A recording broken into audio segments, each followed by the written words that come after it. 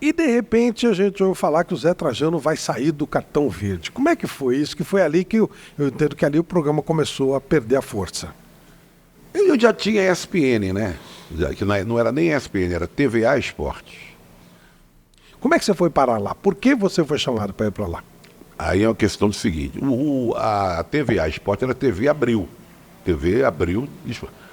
Eles resolveram fazer um canal de esportes, compraram vários campeonatos, Campeonato Carioca, Paulista, Copa do Brasil, Brasileiro, sei lá o que e tal, mas não sabiam direito como fazer. E chamaram o Júlio Bartolo para ser o diretor-geral. O Júlio Bartolo não entendia de esporte, mas era um homem de confiança dos Chivitas, porque trabalhava na Abril, era um homem de confiança. Ele entendia de informática, ele tinha informatizado a redação da Veja. E era um homem de confiança. Só que não era um homem ligado em televisão, muito menos em esporte. Ele tinha sido chefe da sucursal aqui da Manchete, antes de ir para Abril. E eu tive uma coluna lá, na Manchete Esportiva. Uhum. E por que eu tive uma coluna na Manchete Esportiva e por que acabou... Eu fui colega dele de ginásio no São Bento, no Rio de Janeiro. Olha só. E ele lembra, claro, ficamos amigos, a gente não se via mais e tal. E tinha o cartão, olha o cartão verde dando fruto. E na hora de fazer a programação, a produção, criar o canal, ele lembrou de, tem um Trajano que está lá na cultura, no cartão verde, chamar ele. Meu querido amigo, colega de infância e tal. Só que quando ele me chamou, Flávio, eu não dei muita bola, não. Porque TV a cabo, TV por assinatura, o negócio de TV a esporte, que negócio é esse, né? Eu tinha uma viagem marcada, inclusive, para a França. Falei, depois eu vou viajar de férias, aí a gente conversa. Voltei, tá de pé o convite, tá. Aí começamos a montar. A gente funcionava, era um prédio dali, aquele prédio existe até hoje do lado da padaria. Eu chamo de padaria, mas nunca foi padaria real, né? E era o prédio da MTV. E a gente fazia a programação, nosso escritório era no restaurante da MTV, a gente não tinha nem sede. Aí começamos a convidar pessoas. Depois nós fomos para uma casinha ali na rua. Em frente. Em frente. Você convidava alguém, ESPEN, não, TVA. O que é? TVA Cabo? Não, meu obrigado. Aí o cara estava mal no lugar que ele estava, mas não ia trocar o certo pelo duvidoso. Então fomos pegando assim nas brechas, aquele cara está desempregado, aquele cara bem jovem, fomos montando a equipe. E você convidava, eu fiz vários jogos lá, fiz campeonato dos Estados Unidos aí com um jovem narrador que era o Amigão. Grande Amigão. Amigão. Aliás, foi de aniversário outro dia, mandei um abraço. Paulo Soares. E aí a gente acabou convivendo com um monte de gente que ficou... Na verdade, eu posso dizer que formei muita gente. De verdade mesmo. Porque o Paulo Soares já era um sujeito, apesar de jovem, ele já tinha uma experiência em rádio grande, né? Lá com aquele vozeirão. Ele e Luiz Roberto começaram em Santos, depois trabalhou na Rádio Globo e tal. Foram da equipe do Osmar Santos. Mas por gente que começou ali, que eu fui catando aqui e ali, depois foi... Até por falta de gente, né? Até por falta de gente. Aí foi se revelando, depois com muita... A gente começou a ter muito evento, muita coisa para narrar, para comentar, e as pessoas foram se destacando, né? E foi indo e ficou muito grande. Quando a gente começou, era um negócio pequeno. Eu não tinha ideia, eu definia da seguinte forma.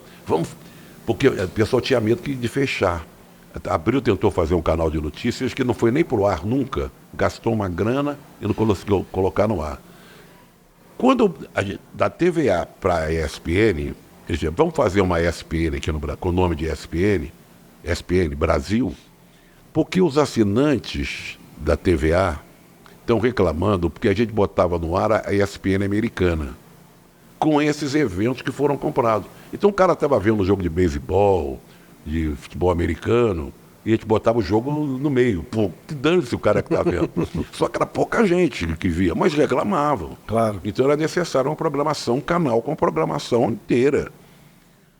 Aí a gente foi para essa casinha, mas não tinha nem estúdio nem nada, e começamos a fazer ESPN Brasil. E eu dizia a imagem que eu criava, gente, vamos botar logo. Eu pedi 6 meses para fazer. Mas vamos fazer o mais rápido possível, porque se não der certo, vai pegar muito mal. Já vamos divulgar, Abril e a ESPN americana fecham o canal, faliram, né? E a imagem era abastecer um avião no ar. Vamos, o avião vai indo e a gente abastece esse avião no ar. O que que era? Criar programas, sei lá o quê, papapá e tal, até a hora que se torna uma coisa concreta. E por que você saiu da cultura? Porque aí a ESPN começou, a TVA barra ESPN começou a dar muito trabalho, né? Não dava para conciliar. E houve uma certa implicância também. Poxa, agora você está aqui na TVA, ESPN, trabalhando lá mesmo aos domingos. A implicância era mais da TV ou mais da cultura? Não, acho que era mais da TVA. Acho que era mais da TVA, não lembro direito, mas eu sei que não houve um ruído aí. Um ruído. E aí quando você saiu, a coisa mudou um pouquinho. Trocou de gente, né? Entrou um, depois entrou outro. Depois saiu o Juca. Saiu junto. Aí começou a ter mudança. Eu acabei tendo convites da Gazeta. Aí começou a trocar muito, até que o programa assiste bilíngue. Você fez a ESPN ela é precursora de todos esses canais que estão aí, da maneira como você fez, como você criou. Eram suas ideias, com mais um grupo de pessoas, evidentemente, mas esse modelo, programas, eventos, é um modelo que você criou, ou você era o comandante disso tudo. Por que você deixou a ESPN? Já que você era o pai daquela criança. O que aconteceu? As duas coisas. Eu deixei e me deixaram, né? Quer dizer, já havia um desgaste muito grande de 20 anos assim à frente daquilo tudo. 20 anos? E a coisa foi crescendo muito. E você sabe, a ESPN é de americanos, né? E eu tive que lutar muito contra. Porque no início, inclusive, eles queriam mandar muito na programação. Eu me lembro de uma reunião que tinha lá que vieram os americanos e tal. No início, bem no início. Qual é a programação que esse canal vai ter aí em cima da mesa? Eu não falo nada de inglês, o Júlio traduzia, né? Aí falava assim. Primeiro o diretor-geral de programação do canal que falava inglês, eu não falava inglês, né? Aí botava em cima da mesa, não, vai ter isso, vai ter aquilo. Aí uma mulher lá, diretor de programação dos canais internacionais. Não, por que não tem isso? Por que não põe aquilo? Eu falei, ô Júlio, avisa ela, quem manda aqui no Brasil somos nós. Nós conhecemos o mercado, conhecemos o interesse do público brasileiro. E se ela manda, vai mandar lá nos Estados Unidos. Aí o Júlio traduzia do jeito mais educado. Eu não falo inglês, mas eu entendia que ele não estava traduzindo direito. Ô Júlio, fala mais forte com ela. Não é bem assim que eu quero dizer. Bom, aí, o que acontece?